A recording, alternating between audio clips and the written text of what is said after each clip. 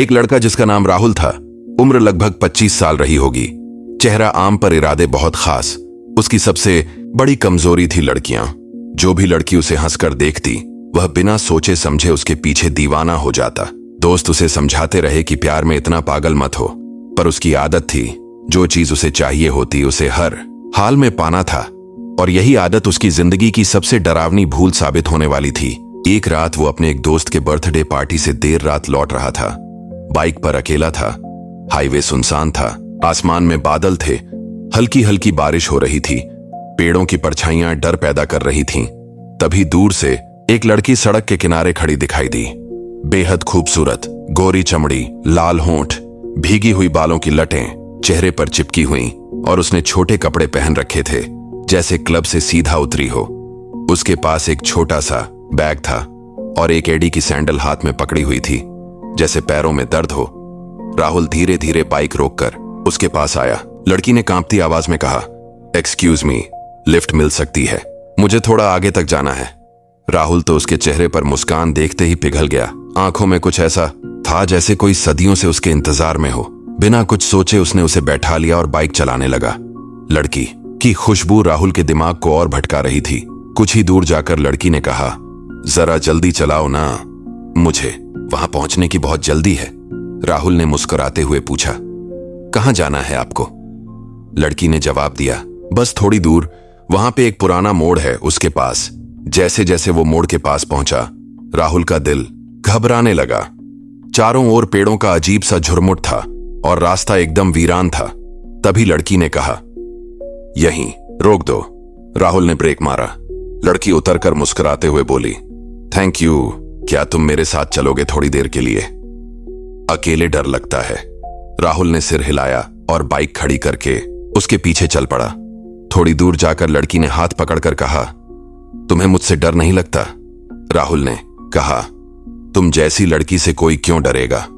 लड़की हंस दी और कहा, फिर कभी मत कहना कि मैंने चेतावनी नहीं दी थी। इतना कहकर उसने राहुल की आंखों में देखा और उसकी आंखें पल में सुन्न हो गईं। पूरा शरीर ठंडा पड़ने लगा। चारों ओर अचानक धुंध छा गई। राहुल ने जब होश में आकर देखा तो वो किसी पुराने टूटे फूटे हवेली के अंदर था। दीवारों पर अजीब गरीब चित्र, लाल रंग से बनी लकीरें, और बीच में लड़की खड़ी थी जो अब पहले जैसी नहीं लग रही थी। उसकी आंखें पूरी काली थीं, मुस्कान डरावनी थी, नाखून लंबे और पैने थे और कपड़े अब खून में भीगे हुए लग रहे थे। राहुल ने घबराकर पूछा, तुम कौन हो? लड़की की आवाज भारी हो गई। मैं वही हूं जिसे तुमने सड़कों पर खेल समझा था। अब तुम मेरे हो, हमेशा के लिए। राहुल पीछे हटने लगा पर दरवाजे बंद हो चुके थे और तभी दीवारों से अजीब अजीब आकृतियां बाहर निकलने लगीं। एक जैसी दिखने वाली कई लड़कियां, पर उनकी गर्दनें टेढ़ी थीं, चेहरों पर खरोंचे और आंखों में शून्य। वे सब धीरे धीरे राहुल के पास आने लगी। राहुल चिल्लाया पर उसकी आवाज किसी को सुनाई नहीं दी। लड़की बोली, हर साल मैं एक लड़के को यहां लाती हूं जो लड़की की मुस्कान में पागल होता है ताकि वो जान सके कि हर मुस्कान में मोहब्बत नहीं होती, कुछ मुस्कानें मौत का दरवाजा होती हैं। राहुल ने भागने की कोशिश की पर उसके पैर जैसे किसी ने जकड़ लिए हों। तभी दीवार पर लिखे शब्द चमकने लगे, जो हंसी में फंसा वो जिंदा ना बचा। राहुल के चेहरे पर खून उतर आया। लड़की अब हवा में उड़ने लगी और अपने असली रूप में आई। झुलसी हुई चमड़ी, आधा चेहरा जला हुआ और एक चीख जो कानों का पर्दा फाड़ दे। राहुल बेहोश हो गया और जब आंख खुली तो वो किसी अंधेरे कुएं में था। ऊपर से वही लड़की झांक रही थी और बोली, अब तू भी उसी इंतजार में रहेगा जैसे मैं तड़पती रही सदियों से। और कुएं की दीवारों पर खुद राहुल का नाम खून से लिखा गया। उस दिन के बाद राहुल कभी नहीं मिला। बस उसकी बाइक उस मोड़ के पास टूटी हालत में मिली। पुलिस ने उसे एक्सीडेंट मानकर फाइल बंद कर दी, लेकिन गांव वाले कहते हैं आज भी उस मोड़ पर रात के 2 बजे वही लड़की लिफ्ट मांगती है, और जो भी उसकी हंसी में फंस गया वो कभी लौट कर नहीं आया। इसलिए अगर आप कभी रात के सफर में हो और कोई हंसती हुई लड़की छोटी ड्रेस में लिफ्ट मांगे तो समझ लीजिए मौत आपके पीछे बैठना चाहती है। उस पुरानी हवेली के अंधेरे कुएं में पड़ा राहुल धीरे धीरे होश में आ रहा था। चारों ओर सीलन जाले और अजीब सी सीटी जैसी आवाजें थीं जो कभी पास लगती तो कभी बहुत दूर, जैसे कोई नजरों से गायब होकर कानों में सांस भर रहा हो। अचानक उसके सामने वही लड़की आई, मगर अब उसका चेहरा दो हिस्सों में बंटा था। एक हिस्सा पहले वाली परी जैसी सुंदरता का था और दूसरा हिस्सा झुलसी हुई, खून से भरी दरारों से भरा चेहरा जिसमें एक आंख लटक रही थी, मगर उसका मुस्कुराना अभी भी वैसा ही था। क्या अब भी मुझे पसंद करोगे राहुल? उसने सवाल किया। राहुल कांपते हुए बोला, तू कौन है? ये सब क्या है? लड़की उसके पास आई, घुटनों के बल बैठ गई और बोली, तू जानना चाहता है ना कि मैं कौन हूं? चल, तेरी पसंद की हंसी तुझे तेरे अतीत से जोड़ती। हवेली की दीवारें घूमने लगीं, कुआं गायब हो गया और राहुल खुद को 80 साल पुराने एक गांव में खड़ा पाया। चारों ओर लोग सफेद धोती पहने, बैलगाड़ी, लालटेनों की रोशनी और एक छोटी सी लड़की जिसे सब नाजिया कहकर बुला रहे थे। वही लड़की, मगर अब इंसानी रूप में, मासूम, भोली और सबकी प्यारी।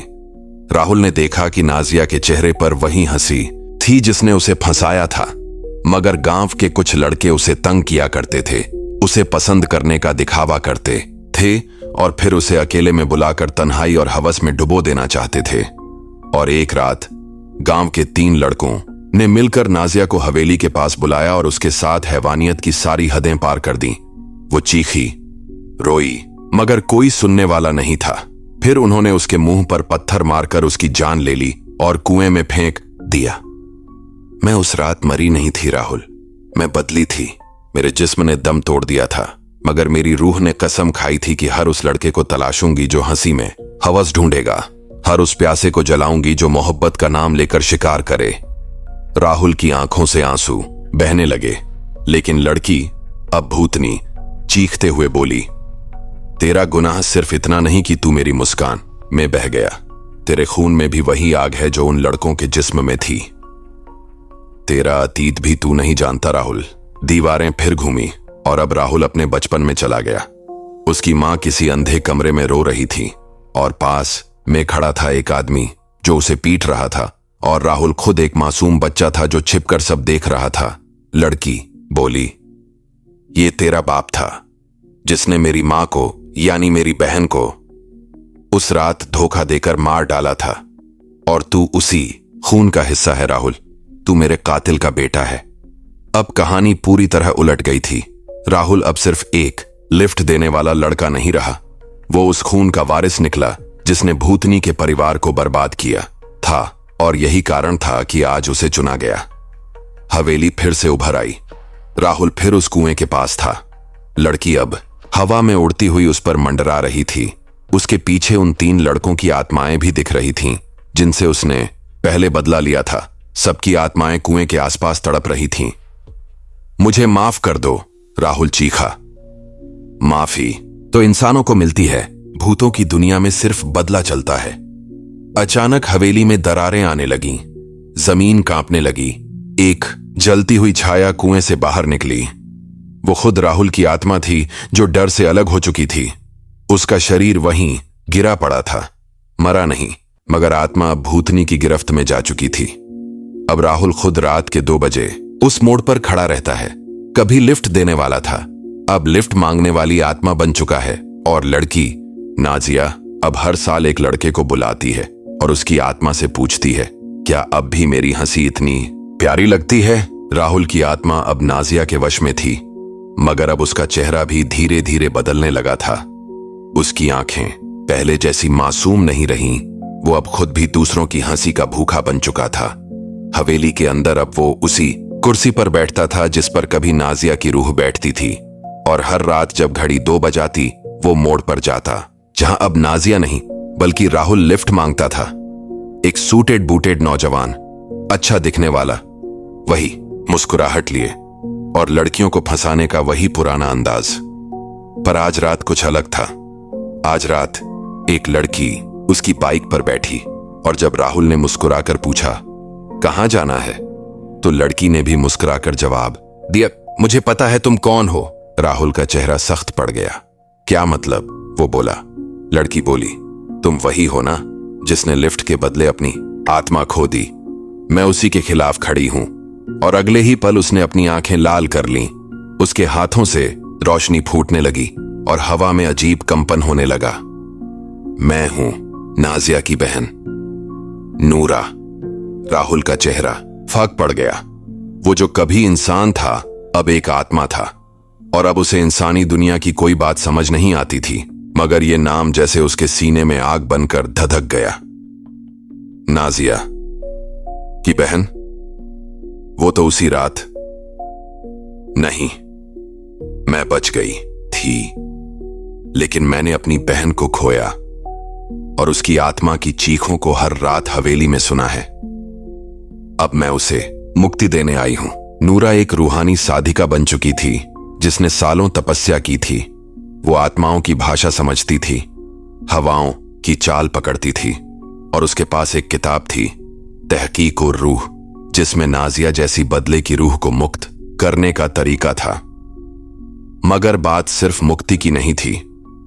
तेरा जन्म एक कारण से हुआ था राहुल। तू सिर्फ कातिल का बेटा नहीं था, तू वो दरवाजा है जिससे नाजिया की आत्मा शांति में जा सकती है। नूरा, नाजिया गूंजी। बहन, नूरा बोली। उसकी आंखों में आंसू थे। तू यहां क्यों आई? तुझे आजाद करने। और उसने किताब खोल दी। किताब में लिखा था, अगर भटकती आत्मा अपने खून के उत्तराधिकारी के माध्यम से पश्चाताप पाए तो वह शांत हो सकती है, वरना वो अनंत काल तक और आत्माओं को निगलती रहेगी।